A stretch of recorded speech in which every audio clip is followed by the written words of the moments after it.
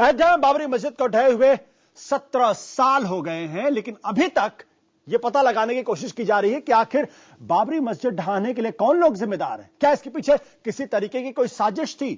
और इसका खुलासा अब थोड़ा थोड़ा होने लगा है, जिसको सारी दुनिया जानती थी कौन लोग जिम्मेदार हैं। लिबरान आयोग की रिपोर्ट आज मीडिया में लीक हुई। 3 नाम आए, अटल बिहारी वाजपेयी, लालकृष्ण आडवाणी और साथ ही मुरली मनोहर जोशी और भी बहुत सारे लोग। लेकिन देर शाम आते आते पता चला कि इसमें शायद अटल बिहारी वाजपेयी का नाम नहीं है। हमारा सवाल बहुत सिंपल है कि जिस खबर के बारे में पूरी दुनिया को पता है, उस खबर के बारे में सरकार को अब तक क्यों नहीं पता है?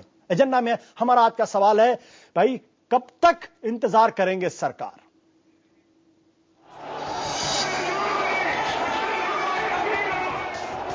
बाबरी कांड का भूत एक बार फिर सत्ता के गलियारे में सर चढ़कर बोला।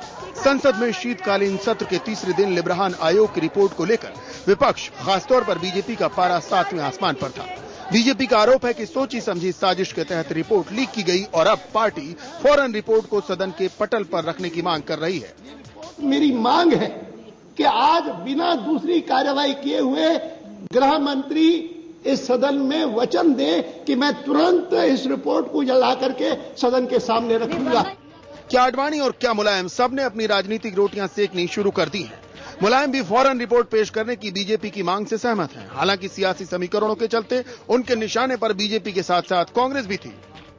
ये साफ नियत हो रही है कि ये पेश नहीं करना चाहते। इसकी वजह क्या क्या कांग्रेस भी दोषी हैं। हमें ऐसा लगता है कि मस्जिद गिरने में कांग्रेस भी दोषी है। सरकार का पक्ष रखने के लिए खड़े हुए गृह मंत्री पी चिदम्बरम विपक्ष के गुस्से को ठंडा करने की बार बार नाकाम कोशिश करते हैं। उनका दावा है कि उनके मंत्रालय से रिपोर्ट लीक नहीं हुई। Given the government's intention to lay the report within the stipulated time, it is unfortunate that a newspaper has published what purports to be the contents of the report. खबर है कि report इसी शीतकालीन सत्र में पेश कर दी जाएगी। ये सत्र 21 दिसंबर तक चलना है, लेकिन राजनीतिक नफे नुकसान के गणित देख रही सरकार ने अभी अपने पत्ते नहीं खोले हैं। लीक जहां से भी हुई हो, लेकिन इस रिपोर्ट से मचा बवाल सरकार को रास आ रहा है। वो मुद्दे जिनके चलते सरकार बैकफुट पर थी, वो खुद इस रिपोर्ट की गर्द में खो गए हैं। साफ है कि सरकार जितना हो सके उतनी देर से ही इस रिपोर्ट को संसद में पेश करना चाहेगी।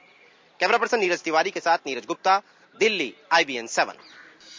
हमारे सहयोगी नीरज गुप्ता कह रहे हैं कि सरकार बैकफुट है। मेरा कहना है सरकार बैकफुट पे नहीं, सरकार फ्रंट फुट पर है। छक्के लगाने की तैयारी में। बहुत सारे ऐसे मुद्दे थे जो उसकी परेशानी का जड़ बने हुए थे, उनसे लगता है लोगों का ध्यान बटाने के भी। फिलहाल आज के एजेंडे में हमारा सवाल यह है कि इतने सालों से किस सच का इंतजार है सरकार? आप भी दे सकते हैं अपनी राय IBNखबर.com पर, जिसे हम बुलेटिन के आखिर में शामिल करेंगे। बताएंगे हमारे दर्शकों की राय क्या है इस पूरे मसले पर। इस मसले पर बात करने के लिए हमारे साथ जुड़ रही है उमा भारती, जिनको परिचय की कोई जरूरत नहीं, मनीष तिवारी, कांग्रेस के वरिष्ठ नेता है, साथ ही जफरयाब जिलानी साहब। आप लोगों का स्वागत है। उमा जी, अब तो ये मान लिया जाए, अब आप लोग ये मान लें कि कम से कम अब आप लोगों का हाथ बिल्कुल स्पष्ट है कि आप ही लोगों ने मस्जिद गिराई। ये तो लिबरान कमीशन की रिपोर्ट अब साफ कहती है।